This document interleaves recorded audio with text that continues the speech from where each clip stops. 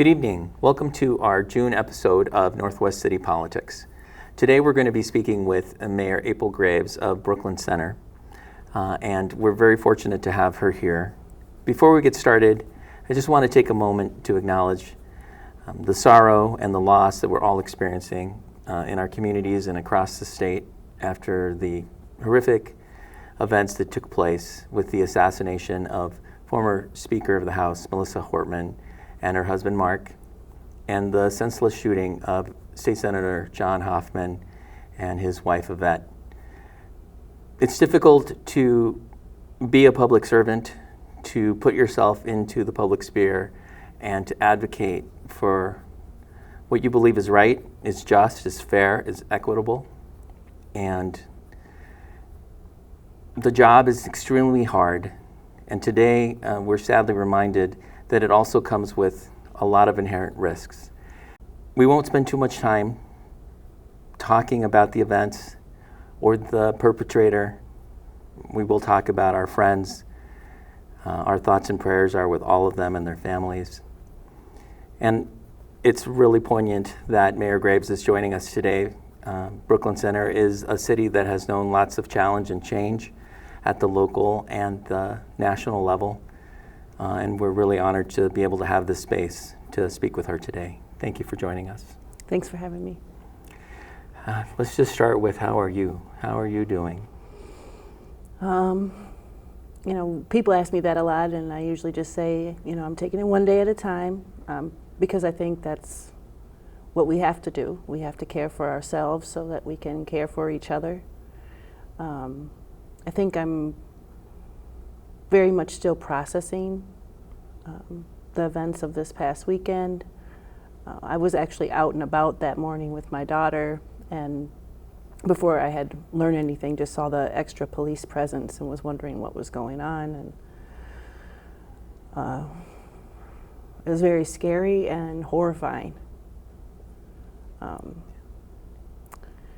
I've been in meetings and at celebrations, convenings with Senator Hoffman and with Speaker Hortman many times, and I've always felt like they both have really great sense of humors and just bring a lot of joy to their work, even when it's hard. Yeah, it's a huge loss for all of us, for the state of Minnesota. I know that the viewers at home probably want to know, for Brooklyn Center, what types of changes should they experience? That's a tough question. I think I asked that question myself.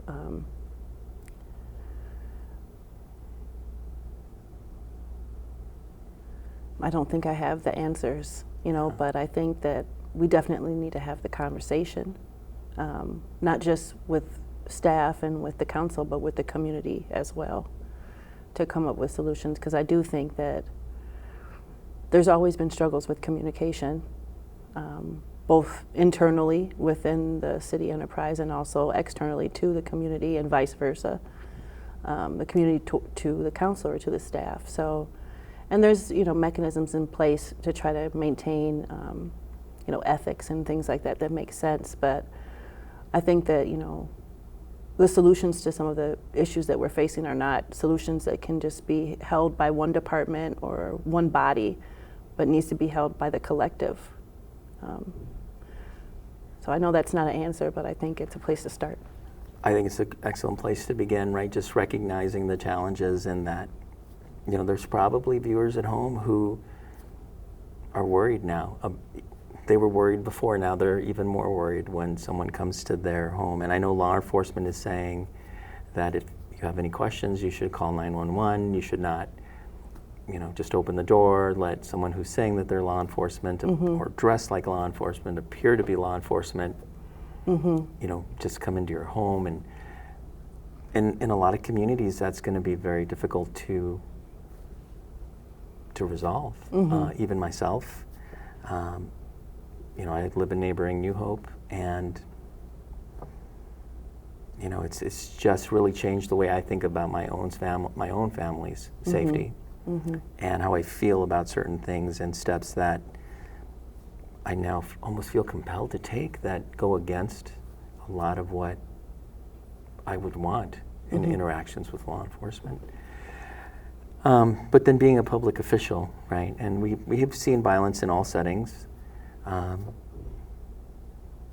sure that there will be discussions and probably involving the community, but also the council as to how do we balance public access with safety of our council members and of our mayors. And I mean, we've had some discussions about that already after some fairly contentious meetings.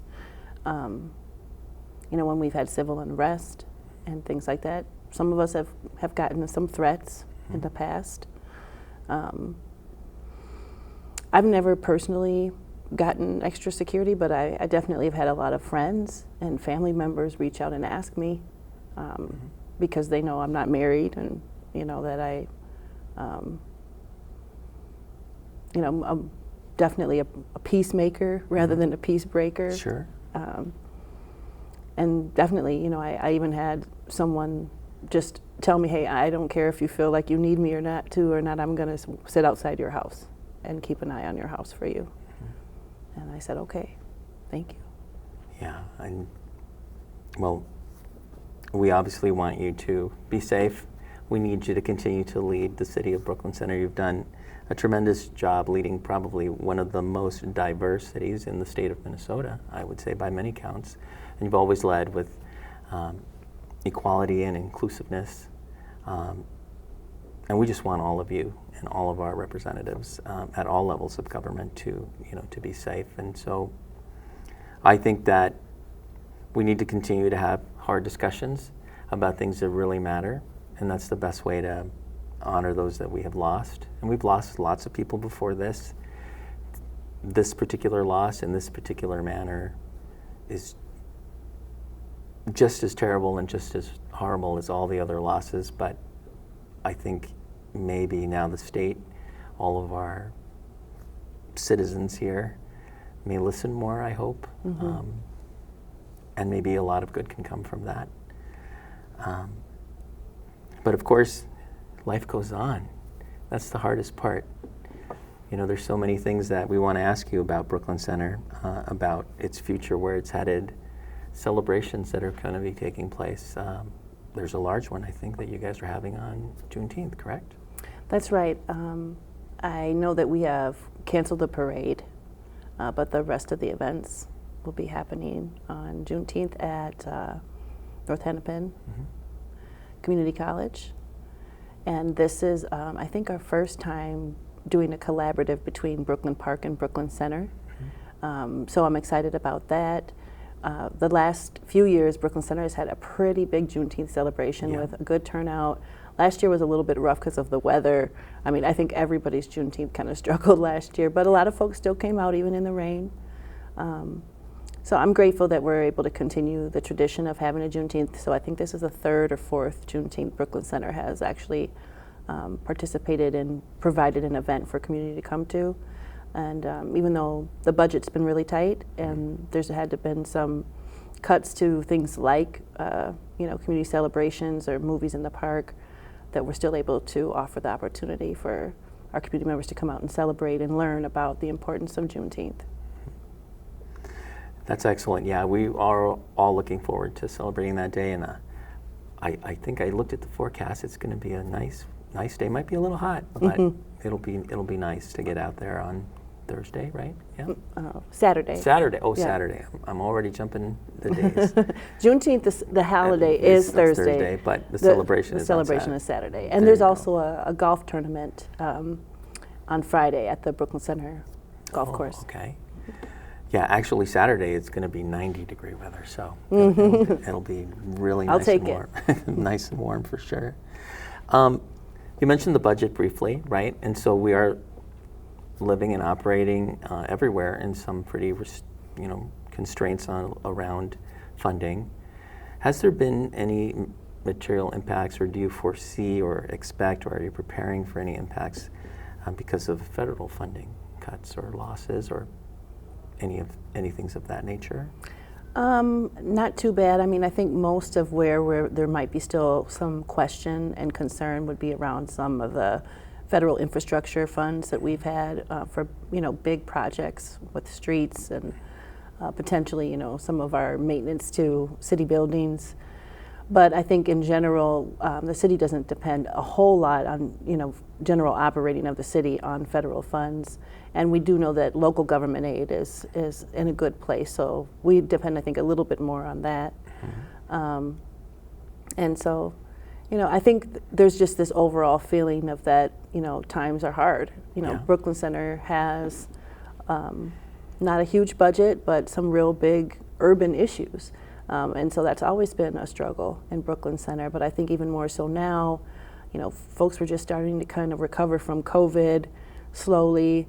And now, some of the economy, inflation, these tariffs, and also people losing their jobs. A lot more people than we've seen in a while. And in many ways, preventable. So we know that times are hard for our community members, and we don't want to overburden them. We also know that there's essential services that we provide, so we just have to be really good stewards of the community's tax dollars. Yeah, and it was quite challenging because there's a lot of uncertainty, a lot of displacement, and I know that there's some big projects, I believe. Keep me honest now.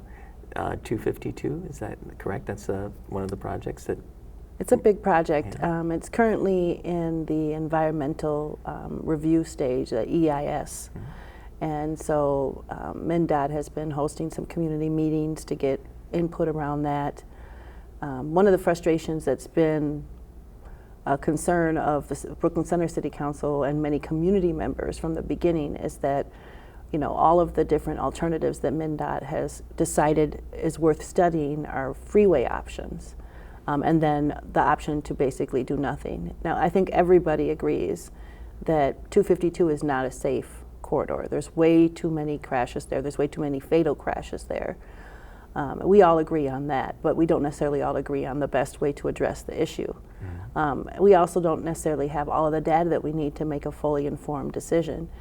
Even if you convert things, I think the premise of MnDOT's argument in not including a non-freeway option like an expressway is that, removing the lights creates, more smooth flow of traffic. Right. But it also was projected to increase traffic by tens of thousands of cars. And there's already a lot of backup of cars during rush hour, not just on 252, but on 94 and 694, going both directions. And if there's more cars, then there's more exhaust. Right. And we're already in census tract with some of the highest asthma rates. So we don't really know what that projected traffic or that extra exhaust is going to do to people's air quality. And those are things that aren't even necessarily being studied except for in these three different freeway options and in the option of doing nothing. So traffic's going to increase, but I'm not sure that we want to increase it more than it already would have, like diverting traffic from Central or University Avenue up onto 252, and all to just kind of get some people downtown Minneapolis a couple minutes faster. Will it really improve the safety over time of 252, or will it maybe just improve it a little bit for a short amount of time, and then we'll be right back in the place that we started? Yeah, I mean, those are excellent questions, and the viewers at home probably don't even know all of the steps that go into those types of analysis. When you pose those types of questions to MnDOT, generally, what is the expectation for a response? When you say they're not willing to consider, what type of ability or advocacy does the city have to encourage them? What is the role in the partnership between MnDOT and the city in a project like this? Well, before they even decided what alternatives they were going to study in this environmental impact statement, which is this long review process of that project, both the Brooklyn Park City Council and the Brooklyn Center City Council passed a resolution requesting that they include two different alternatives in their study. And they basically have, some criteria, a way of sort of vetting out which alternatives will be used. And they said that those expressway options didn't meet that threshold of, it being a good enough alternative to study. Like, it didn't meet the threshold of enough benefits. So they can just veto or dismiss that request. Mm-hmm.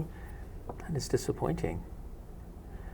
And so then that means that those aren't viable options. You won't have that study, and then they'll provide the study that is based on the options they prefer. What Right. recourse does the city have at that point? I think the bottom line is that we have the ability to deny municipal consent. Okay. But the reality is that denial of municipal consent is not a guarantee breaks or stopping of the project either. Okay. So eminent domain kind of thing takes over, and the state can just say, this is what we're going to do. We're going to build a freeway through your backyard. And you have to pay for it. And you have to pay for it. We're going to build it, and you're going to pay for it. And it's likely to impact, businesses and homes as well. Land acquisition and a loss to our tax base are, annually probably anywhere from like $250,000 to $750,000. Right, and it would change the entire dynamic. And we've seen what's happened in projects where, like Interstate 94 has cut off communities. Are there any concerns that that may also happen? Oh yeah, absolutely. Rondo has been brought up throughout this process, which has been going on for a long time. I mean, I know the conversations around 252 started even long before I started as a city council member in 2015. And I know that there's some people that are just tired of talking about it. But this is a big deal, it's about generations of future inhabitants in both Brooklyn Park, Brooklyn Center, North Minneapolis, and it's about what we also want to invest in. The money's not coming just from a money tree, it's coming out of the pockets of the people that have to live with the choices that we're making every day. That's right. Tax base, tax dollars, Right. property taxes. And there's some other things we've done around advocating, at the Capitol to try to offset some of the burden that will fall on us if they should decide to just railroad everything through, around not having the same cost share, like not having to pay for it, Sure. and also requesting, that they give us payment in lieu of the taxes that we would be losing. As a couple, as a couple examples. We've talked a little bit about displacement and things like that, but we're very much still in the study stage, and a lot of the time. You just never really feel like you have the information that you need, and then it feels like the decisions are already made.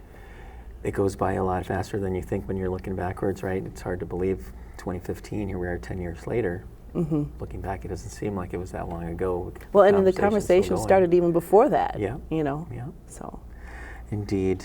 And, well, I mean, and that's one of the key things. It's hard to plan with that level of uncertainty for that piece of infrastructure that could reshape a lot of the city. Absolutely.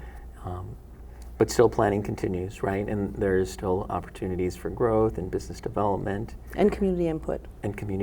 Okay. So after the environmental study is published, there'll be like a public commentary period? And I believe they're actually in a period right now where they're receiving public comment. There's a couple different work groups that they've commissioned to help inform the process, So I remain optimistic and hopeful because the alternative isn't, I don't think, any more helpful than staying optimistic. Right. I do think that there's some good staff at MnDOT that have been good at communicating with the council and with community members and making time to learn about the lived experience of the people that are really along that corridor. But, the final outcome remains to be seen. Right. Well, we'll keep watching and monitoring and, invite you back to have more updates, encourage people to participate. That's one of the things we try to do in our show, is let people know how they can get involved in their local city government. This sounds like a great opportunity for people to take advantage of the public comment period. What other opportunities exist in the City of Brooklyn Center for residents to become involved on commissions or within the city itself? Yeah, we have multiple different city commissions, park and recreation, housing, finance. We have our charter commission, our planning commission, crime prevention board or committee. I'm not sure which one that is. It's a little bit different. Recently, we finally were able to pass a resolution to create our Public Safety and Violence Prevention Commission, so there'll be those positions opening soon. And I'll be, working with the council to make appointments to that. I do believe that there is one commission opening right now, I think for our Housing Commission. We also have a Cultural Arts Commission, Cultural and Public Art Commission, which is one of our newer commissions as well. I think there is one opening on that commission as well, but it's for a member at large, which is someone that doesn't have to live in the city, but also won't have a vote during commission meetings, but can still be there to provide input and coordination, planning, ideas. Or maybe connections to other arts organizations that would be beneficial to the Public Art and Cultural Commission. Yeah. We also have Sister City Commission, so there's lots of ways to get involved. I probably am forgetting some too. We have the Brooklyn Bridge Alliance with Youth, and I'm the co-chair for that, Brooklyn Bridge Alliance with Youth, with Commissioner Lundy, our Hennepin County Commissioner. Then we also have the Northwest Tourism Board. So there's so many different ways. CCX. Right, the Northwest Suburbs Cable Communication Commission, yeah, exactly.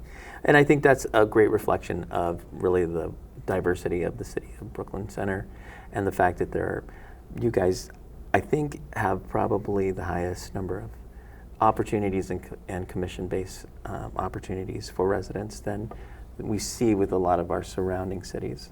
There's a handful of cities that have a couple of your standard commissions, but Brooklyn Center has always done a great job of being very inclusive with its residents and creating opportunity for them to participate and provide input.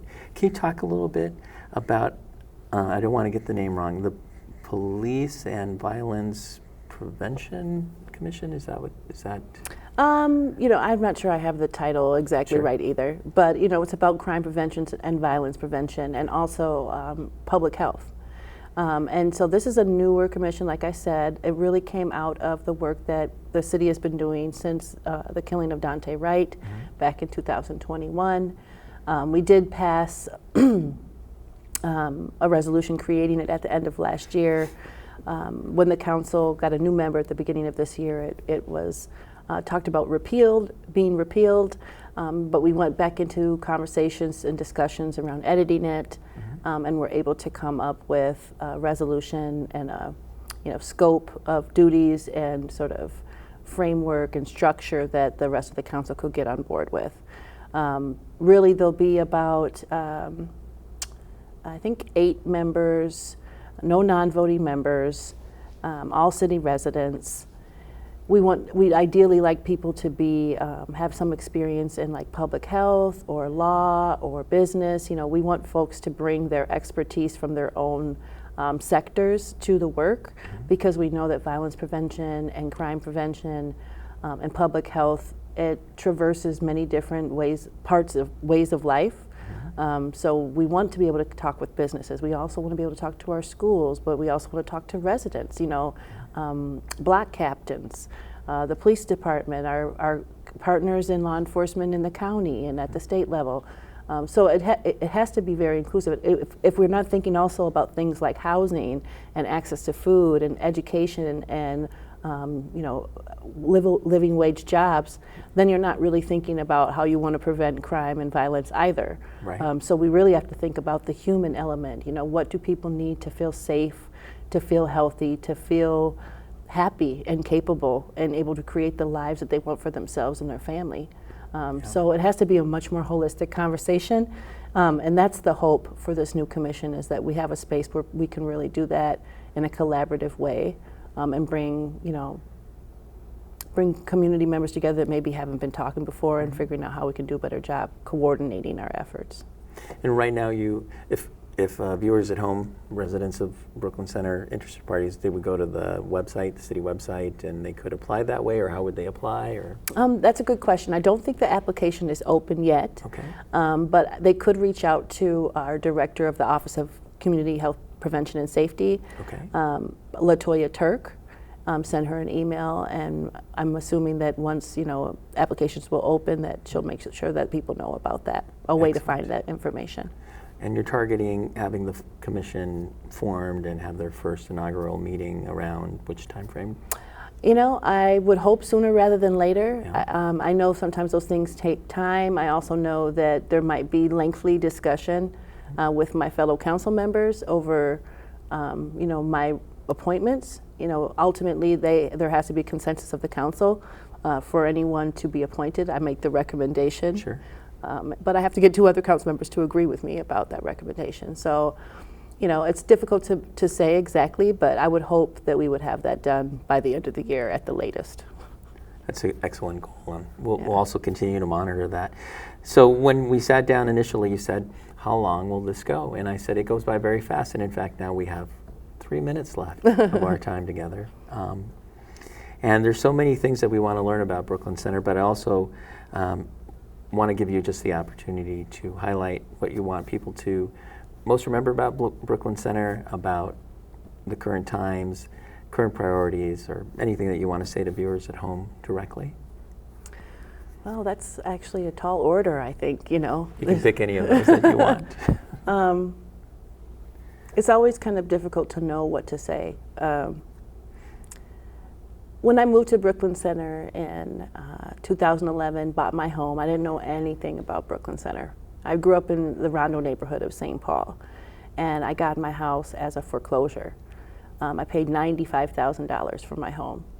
I bought that only making like, you know, $30,000 a year, and I'm a single mom. I got 4 kids, but we put down roots there, and my kids started going to Birch Grove Elementary.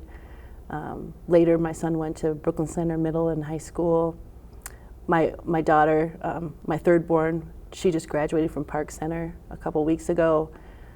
You know, and I really feel like Brooklyn Center has become our home. I don't know if I would have gotten to know the community as well as I have, probably not if I hadn't decided to run for city council just 2.5, 3 years later. I did work at the school through AmeriCorps for about a year, so got to know some of the school board members that way, and definitely some of the youth. And really my work, my professional work has always really kind of centered around young people. So I would say that if there was something I really want people to think about now, it's like, how can we really be the example that we want to be for the young people?